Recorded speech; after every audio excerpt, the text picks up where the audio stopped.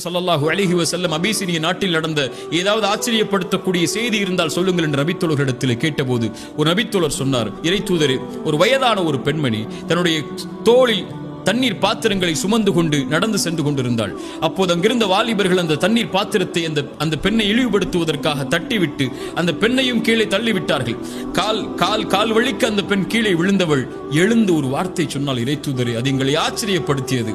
என்னை அநீதம் செய்தவனே, நாளை மறுமை என்ற ஒரு நாள் வரும், இறைவன் சிம்மாசனத்தை அமைப்பான். முதலாவர் முதல் இறுதியான மனிதர் வரை எல்லோரைகளையும் ஒன்று கூட்டுவான். நாவுகள் சீலிடப்பட்டு கரங்கள் தோள்கள் பேசும்.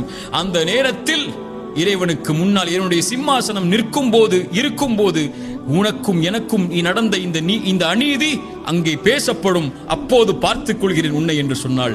அந்த செய்தி என்னை ஆச்சரியப்படுத்தியது. இறை தூதர் சொன்னார்கள், அந்த பெண் உண்மையைத்தான் சொன்னாள்.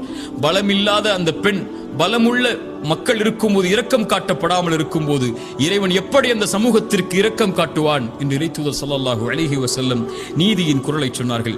இறை தூதர் ஸல்லல்லாஹு அலைஹி வஸல்லம் உடைய வார்த்தைக்கு பல அறிஞர்கள் விளக்கம் சொன்னார்கள். இந்த பூமி முழுக்க நீதியால் நடக்கப்பட்டால், அது இறை மறுப்பாளர்கள் ஆட்சி செய்யப்பட்டால் கூட அந்த பூமி நடக்கும், அந்த பூமி இயங்கும். ஆனால் பூமி முழுக்க அநீதம் மேலோங்கிவிட்டால் அதை ஆட்சி செய்பவர்கள் இறைவனை நம்பிக்கை கொண்ட முஸ்லிம்களாக இருந்தாலும் இறைவன் ஒருபோதும் அந்த சமூகத்தை வழிநடத்த விடமாட்டான் என்று இறை தூதர் ஸல்லல்லாஹு அலைஹி வஸல்லம் உடைய வார்த்தைக்கு விளக்கமாக பல அறிஞர்கள் சொன்னார்கள். இறை தூதர் ஸல்லல்லாஹு அலைஹி வஸல்லம் சொன்னார்கள், அநீதத்தை பயந்து கொள்ளுங்கள், அதுதான் மறுமையில் இருக்கக்கூடிய இருள்களில் மிக மிக அதிகமான இருளாகும் என்று இறை தூதர் ஸல்லல்லாஹு அலைஹி வஸல்லம் அவர்கள் சொன்னார்கள். இறை தூதர் ஸல்லல்லாஹு அலைஹி வஸல்லம் சொன்னார்கள், இந்த பூமியில் இருக்கக்கூடிய சில பாவங்களுக்கு தண்டனையை இறைவன் விரைவாக முற்படுத்துவான், அதை விரைவாக கொடுக்க வேண்டும் என்று இறைவன் நாடுவான். அதில் ஒன்று பெற்றோர்களுக்கு மாறுபட்டு நடத்தல், இன்னொன்று அநீதம் செய்தல்.